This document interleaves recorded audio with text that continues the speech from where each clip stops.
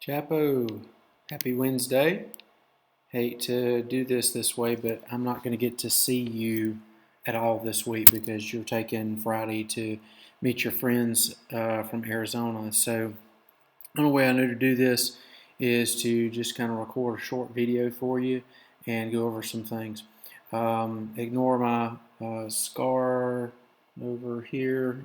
Cut myself shaving. Sorry, so look like Scarface in the video here.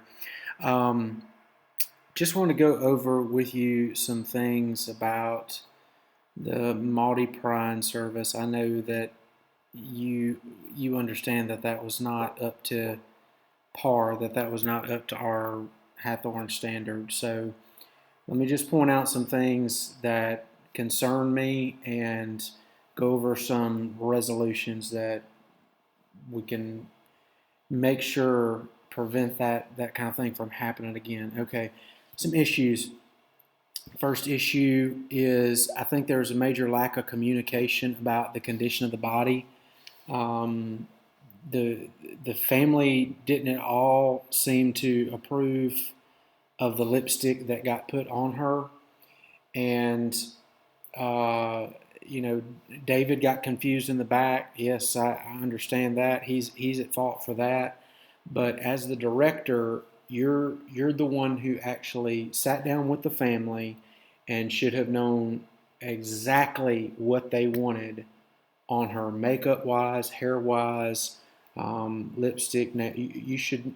You're the one that everybody else is going off of here about how she should look. So before they ever went in there, you should have recognized, David, is that the lipstick? Or what's going on? You should have recognized that. So I want you to think about really being much more careful in knowing the condition of the body before the family looks at it. Be much more diligent to take notes and ask questions and find out exactly what they want as a family. That's your job as a director, okay? All right, number two issue. The service obviously was not publicized like it should have been. So the radio stations were not notified, and this was a service that was happening the very next day, and it was on the weekend. So us not getting that to them before you left on that Friday meant it was not publicized on the radio. That's a big deal.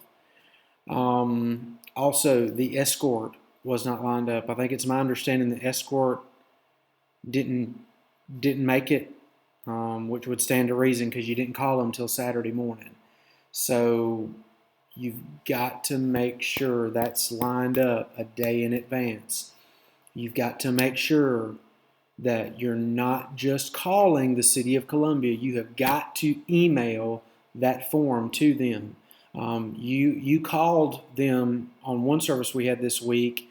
I went and checked on that, and they didn't have any record of it because you didn't email the form. You got to email the city the form, and then call the sheriff's department regardless. So just make sure that's taken care of. Okay.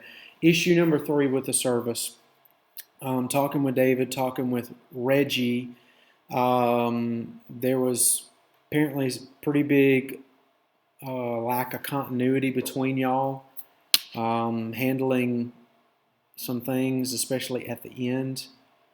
Didn't go as smooth as we typically would run a service. My understanding is that David and Reggie walked down. Reggie was supposed to go and open the carport doors. He didn't. My understanding is that both of them went to the head and foot of the casket and stayed there. My understanding is that as you came down behind them, you then went ahead and took over where Reggie dropped the ball. The issue is this, okay?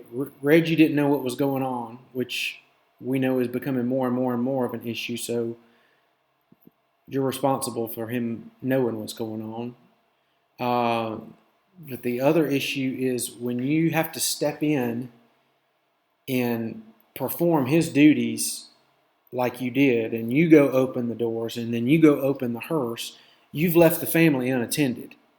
And so it looks not good. It looks not professional, okay? So I'll kind of get to what we probably should have done to make that look a little bit better. But I would say that that's an issue. That's not something flowing as well as it should have. Also, I'd like to kind of hear from you at some point about how the flowers got placed on the coffin, and actually why the table might have still been there if y'all couldn't have figured a way to move that table during the prayer while it was being closed. I don't know. It's just something else odd I noticed when I got here, the day after, and saw it still standing there. So, okay, those are the issues. Let me wrap it up with some resolutions for you, Chris.